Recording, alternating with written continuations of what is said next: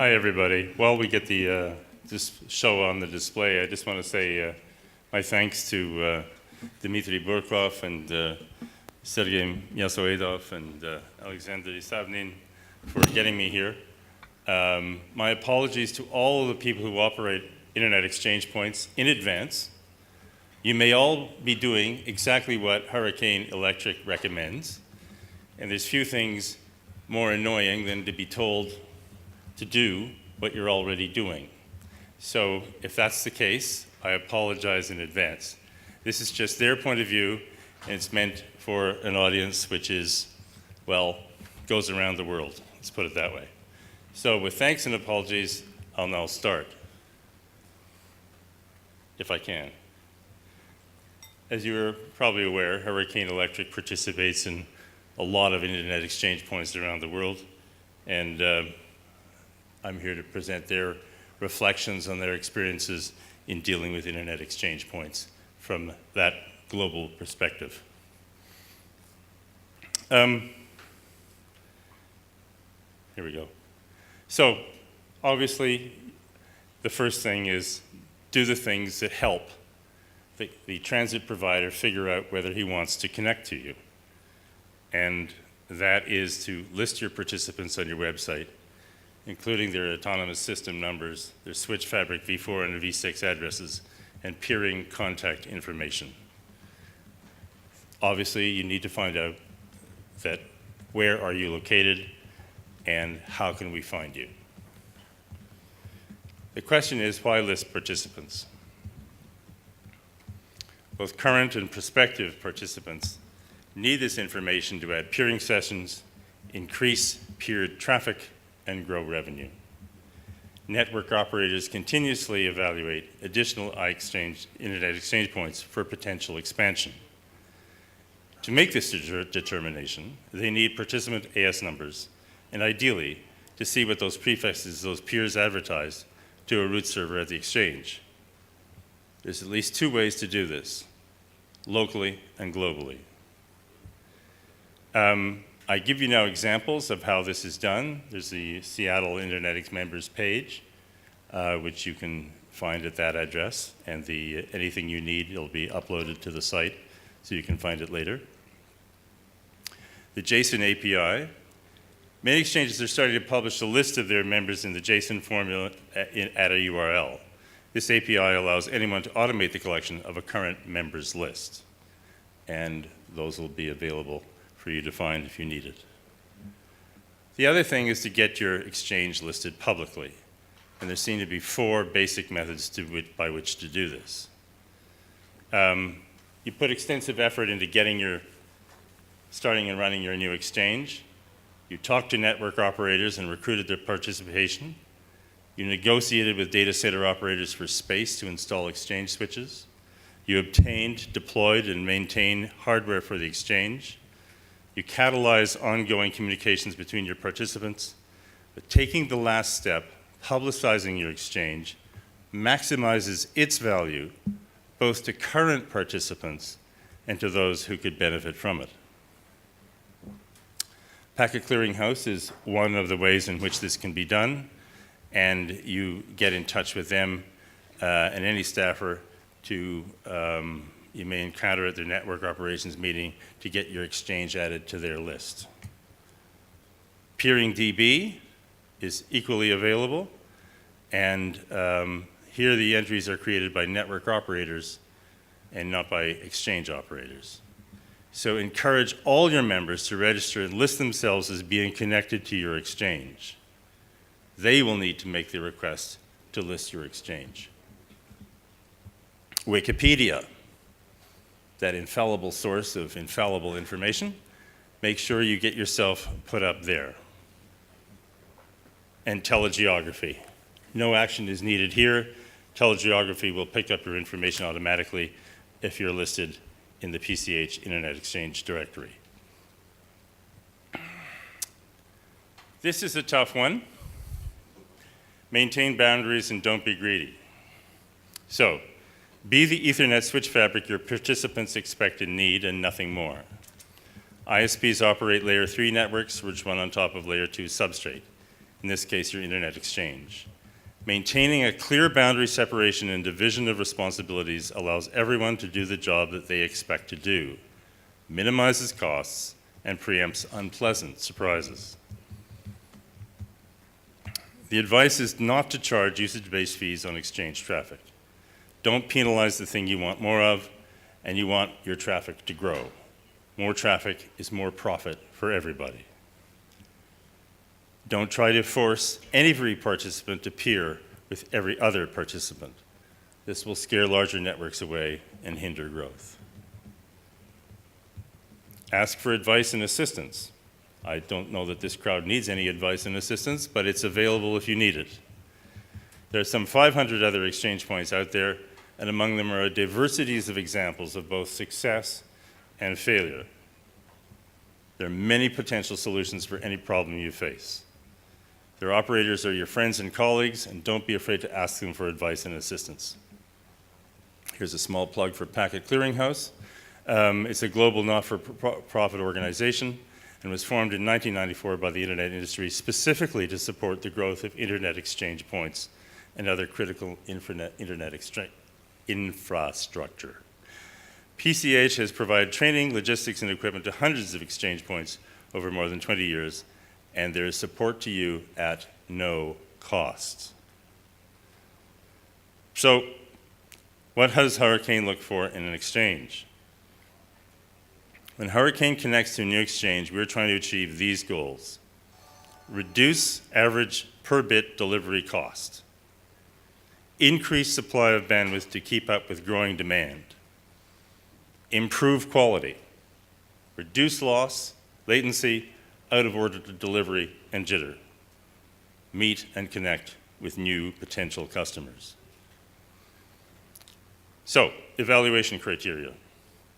The correlation of net flow analysis of current traffic sources and destination autonomous systems numbers with the ASs participating in the exchange. Do the figures match?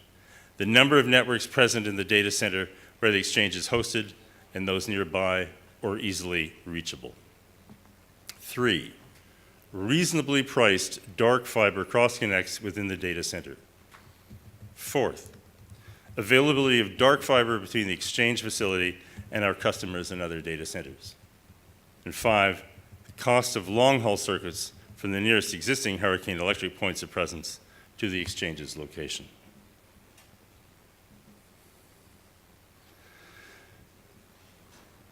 Do not limit participation. Internet service providers, this I don't think applies here, but it needs to be said. Internet service providers with a naive conception of internet economics sometimes try to preclude competition through barriers to new market entry. An example of this is the occasional requirement that only network operators licensed, meaning licensed by the government, as ISPs by the local regulator, may participate in the exchange.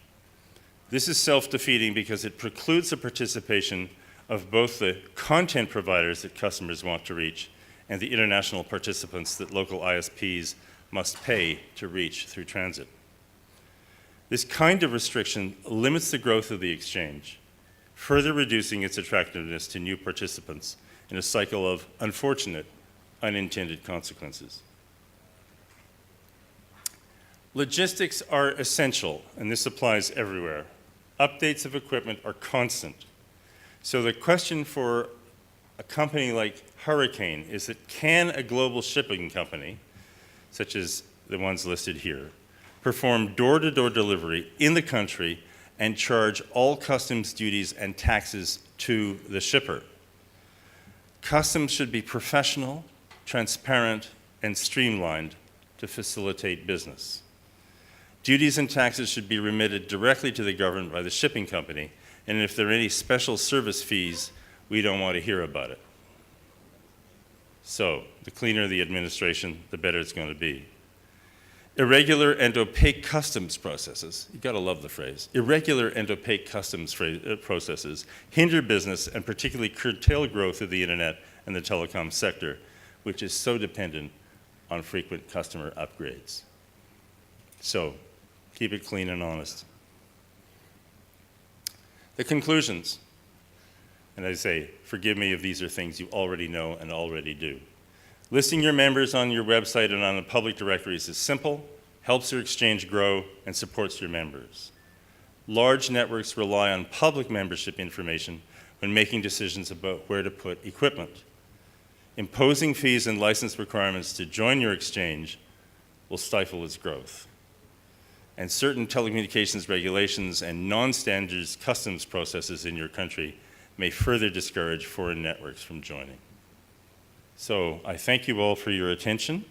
I'm available for your questions, and I appreciate the opportunity to speak to you this afternoon. And I wish to thank our hosts for an excellent conference. Thank you. Okay. Any questions to angry Internet Exchange customer? Internet Exchanges, no questions? You love him? Okay. Uh-oh, trouble. Okay. Not yet. Can you give an advice for the internet exchange, in ENOG region, who will be was using the old membership scheme based on recommendations, approved or pre-approved membership, so closed club. You mean pre-approved by whom? Who would be? By current members. Actually, he means Ukrainian one of Ukrainians. Well, first of all, members can do what they like, and it's not my business to tell them what they can't do. But if they're engaged in the process of growth, they should have a rational process towards accepting new membership if they meet the conditions, and the conditions should be relatively generous and open, because you want more traffic, more growth, lower costs, and all those good things to flow. So I'm no genius on this, but it seems to me that a process of welcoming openness is a good idea. Does this mean that you see no future in the closed club internet exchange? I do not have the wisdom or experience to answer that question. Окей. Давайте следующий вопрос. Константин. Yes, Timothy, I'm Konstantin from MSKX. You brought up a lot of interesting points, but I have one objection, and probably two. You say, yeah, most of what you said is uncontestable, but you said maintain boundaries and don't be greedy. And then I actually took a photo of your slide. Be the Ethernet switch fabric and nothing more, and don't charge usage-based fees on exchange traffic. I would, from my point of view, I would replace it with one point: provide options, right? Because some customers don't want an internet exchange be anything else than a switch, and there are customers, believe me, that want more from internet exchange. Also, speaking of metered traffic, also this actually in some cases this lowers the entry barrier, which is really an objective for an IXP. So if there is an option to get in with usage-based metering, I don't see anything bad in it.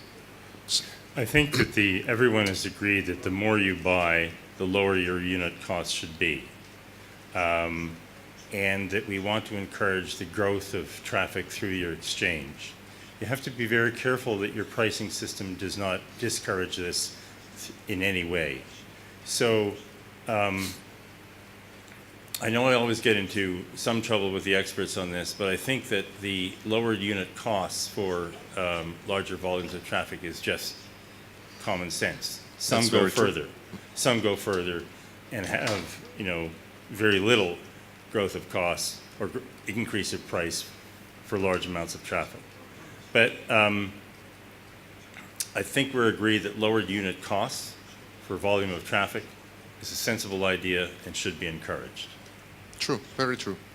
Okay, a little addition to your questions, because as far as I remember, RIPE-NCC have published an article on labs on very bad consequences of metered traffic at one of Indian exchanges it led to really lowering quality of DNS services, because Indian exchanges start going for non-metered traffic, start going via unmetered traffic to Iranians for DNS queries. So that was a problem. I don't see any connection. You might provide metered traffic, you might provide unmetered traffic, provided that there is an option. I don't see anything bad in it.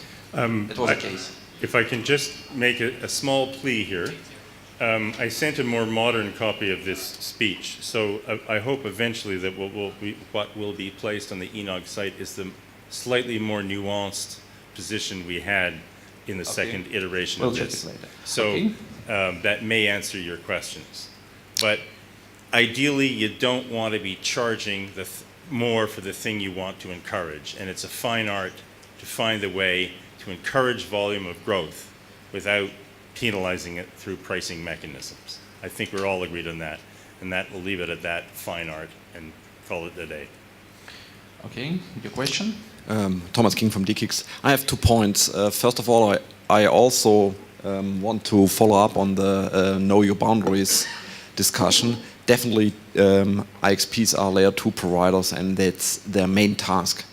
But there are additional services that are required by customers, like a route server, like a customer portal, like DDoS mitigation, black holing services, things like that. And there's particular demand for that. And I think IXPs should step up to that demand and provide services for that also. But still, they are not transit providers, they are IXPs, so they should know the limits. Second. Can I agree? Sure. You mentioned something else besides DDoS mitigation. What else did you mention? Route servers. Yeah. Customer portal, for instance. Monitoring capabilities. So not everybody is running their own NetFlow infrastructure as you do. Smaller ISPs don't, so they are very happy if you can provide them with monitoring capabilities. Multicast VLANs is a comment from here. Yeah, there are additional services. The list is long, but my point is, it's not only layer 2 service that IXPs provide nowadays. They provide more. And my second point is, thank you very much that you point out that IXPs are very open and cooperative, working together with other IXPs. And there are associations all over the world that promote the cooperation between IXPs. And one, for instance, that serves also the ENOG area is EuroIX. And they are very strong in, I think they have 3 meetings a year.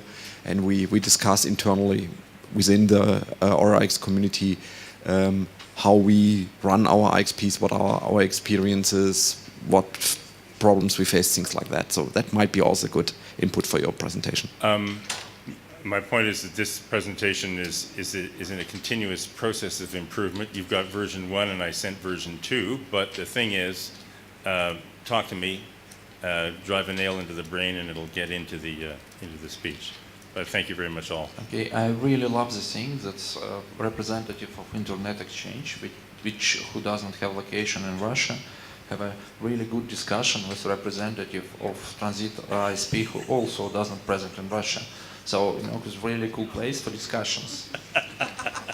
Oh, you're cruel. Okay, and between before the last question, I also want to mention, to support the idea about for Russian exchanges, for local exchanges, to think a little on joining EuroIX.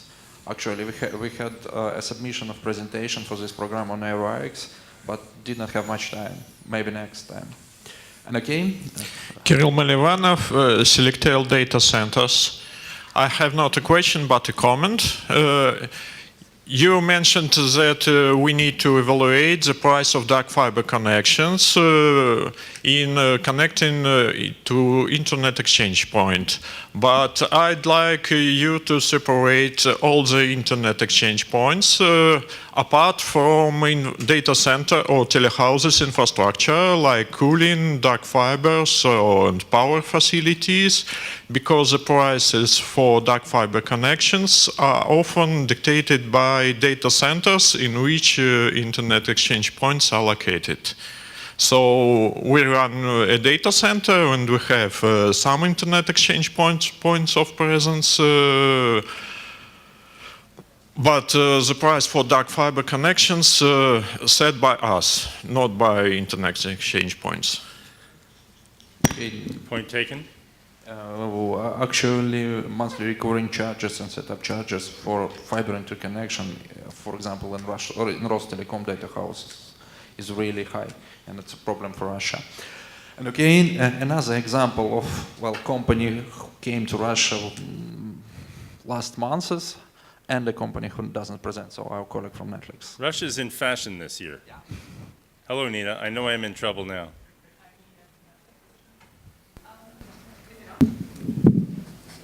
Okay. Nina Bargesen from Netflix. I just want to challenge the IXPs are so much more than a layer 2 service a little bit.